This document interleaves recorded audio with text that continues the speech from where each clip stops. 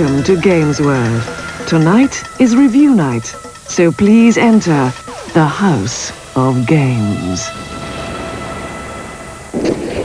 Good evening, and welcome to the House of Games. Tonight we'll be looking at the pick of the new game releases, including Crash Dummies on the Game Boy, Lethal Weapon for the Super Nintendo, and the latest football sim for the Mega Drive, Super Kickoff. And I'll be looking at manga, the comic characters that have reached cult status in Japan and are about to do the same here. Already the comics and videos are getting a strong hold, and the forthcoming games are going to take the market by storm. I'll also be taking a peek at the Super Deck system adapter, which allows you to play 8-bit Nintendo games on the 16-bit system. Let's get straight on and take a look at tonight's first game, Wings. It's arcade action in the Wild West with Sunset Riders from Konami for the Mega Drive. Belt on your six-shooter and get yee-hawing to clear the tumbleweed-strewn streets of cattle rustlers and downright dirty varmints. A one- or two-player game, you take on the roles of Fresh-Faced Billy or Rugged Cormanu and use your guns to take out villains for bounty. There's plenty of loot to be had for catching those bad guys, and there's plenty of girls waiting for you in the saloons. Pick up extra guns for double firepower and avoid the dynamite as you run from town to town in search of your bounty. Play together with a friend to help each other out, or simply shoot hell out of each other with the versus option. Don't be nice, boy. It's rough, it's ready, but I kept coming back to it. I do like this. So what did our guests think of Sunset Riders? Sunset Riders didn't really do very much for me, I'm afraid. It's a kind of horizontally scrolling shoot-'em-up that we seem to have seen hundreds of times before. Okay, so it's fast and furious and you get to blast away at everything, but I didn't really have that extra bit of excitement. I also found it a bit disconcerting. The graphics were very flat, so that when your hunky cowboy hero moves on up-screen to cross the river, he actually looks as though he's got a sideways crab-like scuttle. The action of the game is quite fun for a short time, but I think it quickly gets repetitive. After a short blast, I didn't really feel like going on for much longer. I'd give it 4 out of 10, because it just didn't have any sustaining interest for me. Sunset Riders is a very good conversion of the arcade original. In terms of play, it's very much like the Turtles game that a lot of people would know. Two cowboys running along, shooting everything in sight. So it's a lot of fun. It's very colourful, there's some big sprites, it's very smooth. If you're into a bit of... Campaigners have signed a petition of support. Bob Constantine reports. 200,000 gallons of water, heated by nature to 45 degrees Celsius, flow to waste each day from the springs at Bath. Despite their splendid settings... They're quite boring. I think the only good thing about them is all of a sudden these balls appear to jump on these balls' backs. That was quite good fun. But I'll give this 5 out of 10 because you get to kiss the girls in the bath. That's a 7, a 5, and a 4. Bit of a mixed bag for Sunset Riders. Still, there'll be plenty more games in a moment. But now we're going up to Jane's boudoir for a look at the larger-than-life world of manga. If you're into computer graphics and animation, then you'll probably have heard of manga. It's the cult comic cartoon style from Japan. And in Japanese, manga actually means comic. For the thousands of you still in the dark, this bold and colourful style of imagery created by cartoonists in post-war Japan sells over 40 million comics a year. Videos are already appearing on the shelves too, and console games are on the horizon for the future.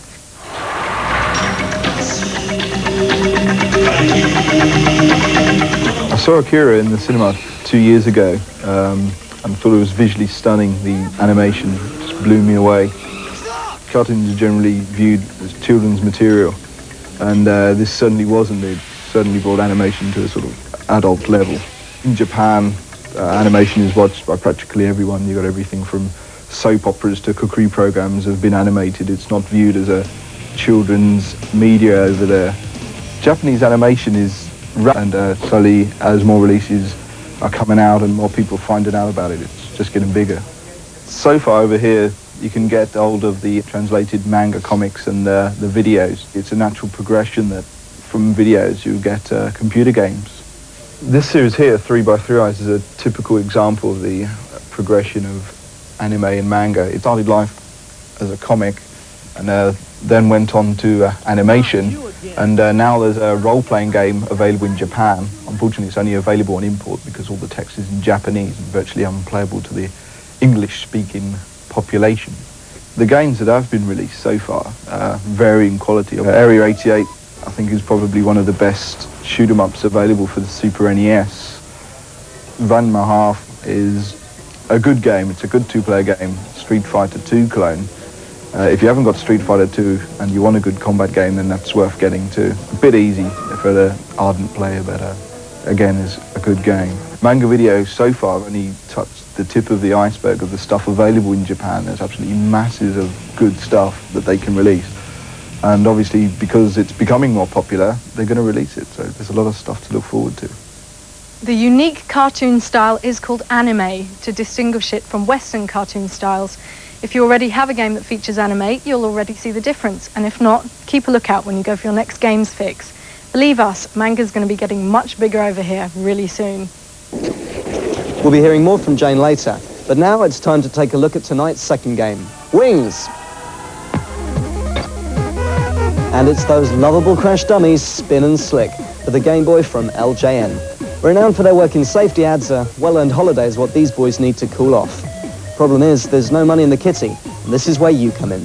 There's a week's worth of work to be had, so take control of the dummies and earn some cash. Perform daredevil leaps off tall buildings, crashing through barriers, and test out inflatable airbags in cars, but remember to collect those cans of air to do it with. Try out the latest ski slopes, blow up bombs in the bomb factory before they blew you up, and try guiding a few missiles for the last drop of much-needed danger money. Keep this pair alive and you'll need a holiday too. Crash Dummies? Didn't work for me, more dummies than Crash. But what do the guests think of it? I thought Crash Dummies was great fun. The idea appealed for a start, and the tasks that the dummies are set, such as skydiving down from the top of a building, or skiing, or driving the cars, was done very simply. I think it had a great virtue for a Game Boy game in that you don't want anything that's going to be too deep or too intellectually stimulating. You just want something you can pick up and run with for a quick 20 minutes, quick half an hour. And I thought Crash Dummies fulfilled that. I had a lot of fun with this, and I thought the graphics were very clear on the small screen as well. I enjoyed it. I'll give Crash Dummies 7 out of 10. It was enjoyable, fun, very playable. Perhaps doesn't break any new ground in programming achievement. Crash Dummies, if you've ever been driven by Burnside, you need to be one of these characters. I got a bit annoyed with the scrolling graphics, but again, a lot of Game Boy games suffer from this. Once you scroll through the graphics, it becomes a bit blurred. But you kind of get over that. I quite like this game. It's quite good. Now, I'll give it 7 out of 10 because it's a good idea. And it's good fun. Crash Dummies are the in thing at the moment. This game's a basic Game Boy simplistic thing where you play the part of a crash dummy from the Volvo adverts, hurling yourself into walls and off buildings and guiding missiles, etc. It's not the most thrilling thing you could ever play. I suppose it's okay to spend 10 minutes with on the bus, but it doesn't look particularly nice. It's a bit flickery, so it's hard on the eyes, and the sound is just quite abysmal, really. I really didn't like this at all. 4 out of 10. I think it's far too simplistic for my liking, really. A 7, a 7 and a 4. Surprisingly good marks there for a game that I think's aimed more towards the younger age group. But anyway, now it's back to Jane for a game review with the difference. If you were watching last week, you'll know that we're not content simply to get the opinions of journalists and celebrities on the latest games. We also like to sample the opinions of the people who actually go out and buy the games, the ones that really count. Let's find out what's on their minds this week. Listen to this. Axelay is basically a futuristic shoot-'em-up which uses the Super Nintendo's capabilities extremely well. This is level 1.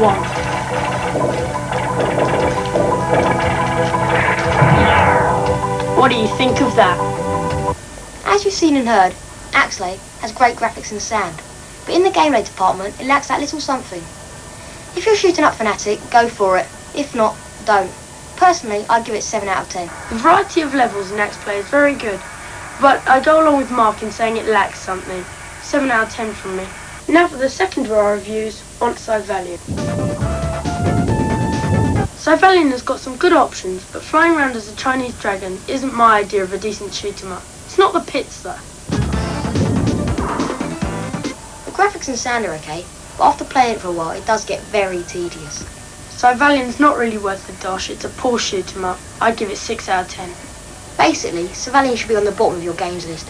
I give it about 6.5. Well, I'm afraid that's all we've got time for. Thanks for watching Games Tonight. We hope that's given you a better idea of where to spend your money. So it's goodbye for tonight until we see you again. Bye. If there's something you'd like to say about this programme or about video games in general, we'd love to have you send in home video footage of yourself expressing your views. Alternatively, if you've achieved an exceptionally high score or any other game-playing feat, we'd also be very keen to hear about it. If you're interested, we'll give you the address where to send your tapes at the end of the programme, and of course all tapes will be returned. Wings, the next game, please. You've seen the movies, now play the game. Lethal Weapon for the Super Nintendo from Ocean.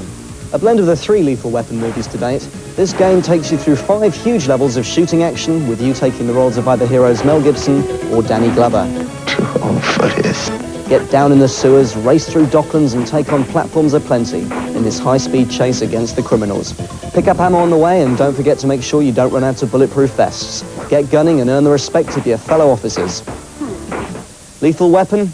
Maybe if you rammed it down someone's throat, doesn't make that good a game.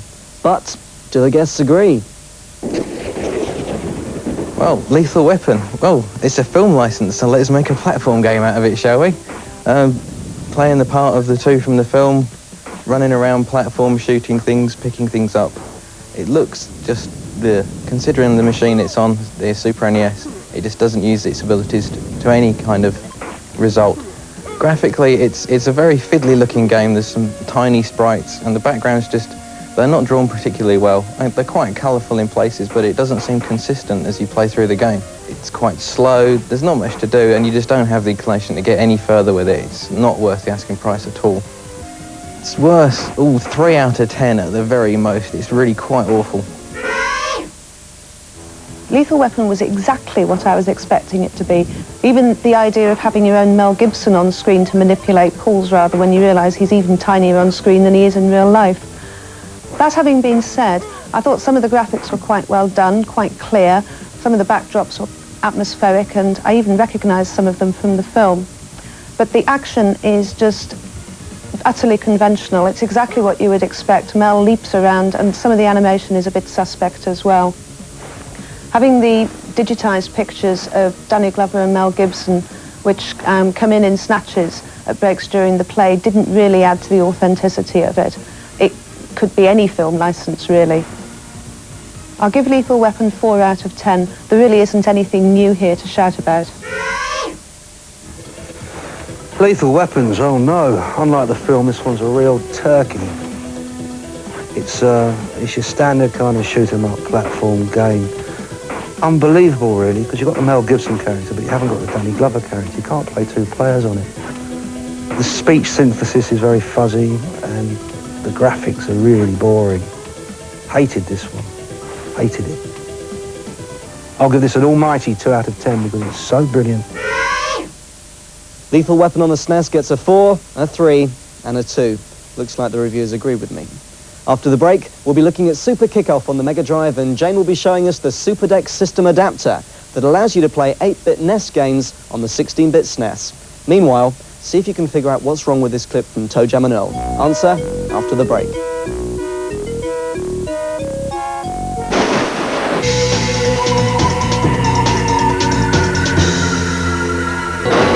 Welcome back to the House of Games. We asked you what was wrong with this clip from Toe Jam and Earl. Of course, it was the soundtrack. It's actually the soundtrack from James Pond. Time for the next game, I think. Wings!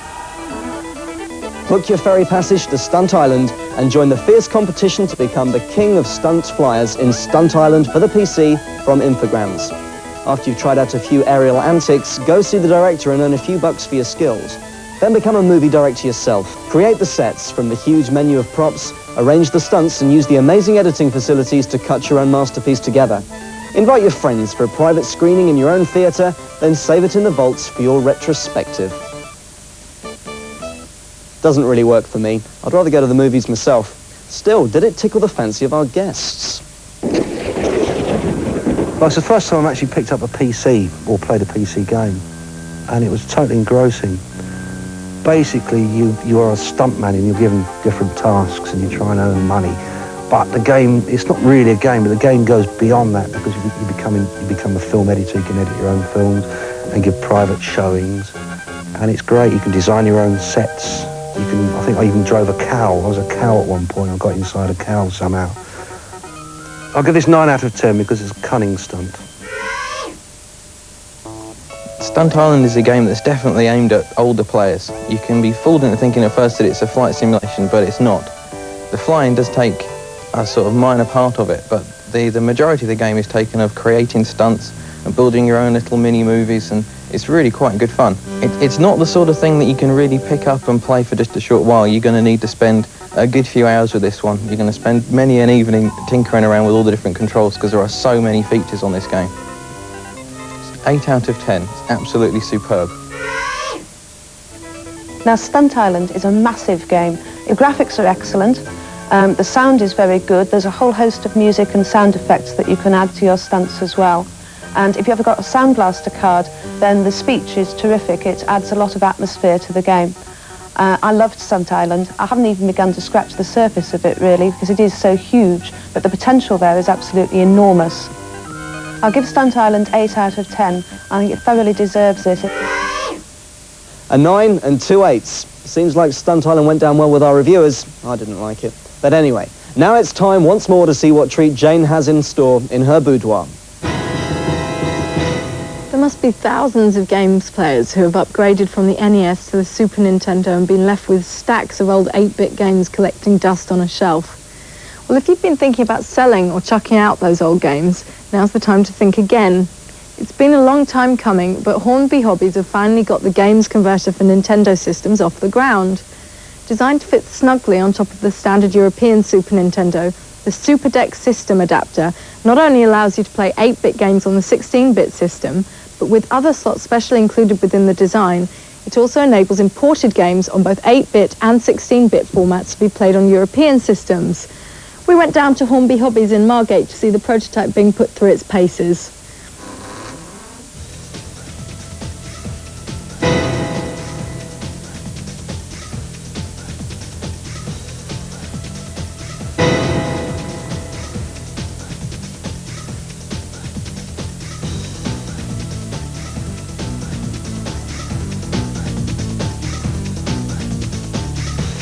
This is the Super Deck system adapter. It allows you to play 8-bit games and import games on your 16-bit system. Slot number 4 is your American 8-bit game, followed by your UK 8-bit game. In slot number 2, you've got your American 16-bit game, and then your UK 16-bit game. All of this fits into your normal 16-bit system. Turn it on. When you turn it on, you get a screen come up using Mode 7 graphics, which allows you to choose any of the 4 games to play at the time. By pressing the reset button during play, you can go back to the menu screen and then choose another game to play. For safety reasons, while the system is turned on, you can't take the Super Deck out, nor can you put the games in the wrong way round or into the wrong slots. At the bottom of the menu screen is an option to allow you to change the way the 8-bit games play. You can alter the sound, the graphics, or even change the speed of the game. The advantages are that a 16-bit user can play 8-bit games on his 16-bit machine. Games like Micro Machines, which have just as good gameplay and are a lot cheaper, but aren't available on the 16-bit machine.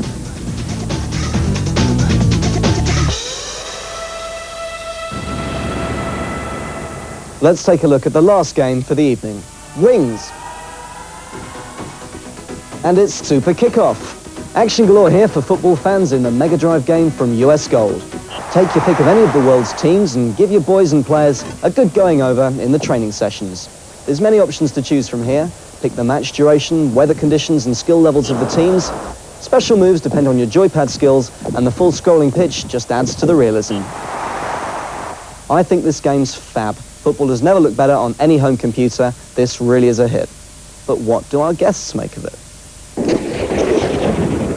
Well, any new version of Kickoff is cause for celebration, really. And this one's good news because I think it's the best football simulation for the Mega Drive so far. The graphics are clear, the movement's smooth, it's nice and fast. I would have liked to have been able to see more of the pitch at any one time. If you're sort of herring off on a really good run towards goal, sometimes you don't actually have too good an idea of just how near the goal you are. The crowd sound effects are excellent. You do get a sense of really sort of being there at the match, but it's quite peculiar. The sound of the players actually kicking the ball are a bit weird. They sound as though the ball's made of wet cardboard or something. I'll give Super Kickoff 7 out of 10. I think it's a very well implemented version of the Kickoff series. Well, how long have we waited for a good Mega Drive football game? Well, here it is, Super Kickoff. Brilliant, absolutely brilliant. There's so many functions in this, it will take all day to list them. I'll give this one 9 out of 10, so go and buy it now. Mega Drive owners have been crying out for a decent football game for ages. With all the pap they've had to put out with, I mean, it's about time, really. Super Kickoff, I mean, the definitive football game on the Amiga, and it's finally arrived. There are loads of features for you to play around with. I mean, you can really change anything in the game. You can muck about with the colour of the strip, you can change the formation of the teams, you can name the players, you can name your team, you can play them through loads of different tournaments. There's FA Cup, World Cup, European Cup. You can just throw your team at absolutely anything. If you want a decent football game, this is the one. 9 out of 10. It's a really good football game. Absolutely excellent. That's a 9, a 9 and a 7. Great marks there for Super Kickoff on the Mega Drive, which earns it a place in that place where all video games want to end up, Game Heaven.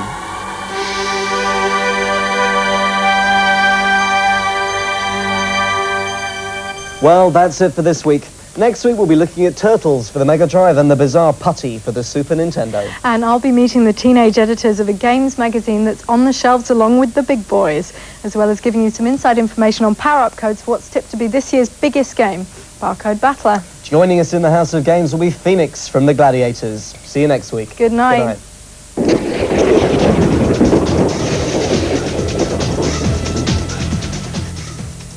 In an hour on Sky One, we've more family ties to unravel. And before that, at 7, William Shatner introduces more real-life drama in Rescue. That's after, of course, our second trip of the day down under for our hit drama, E Street. Don't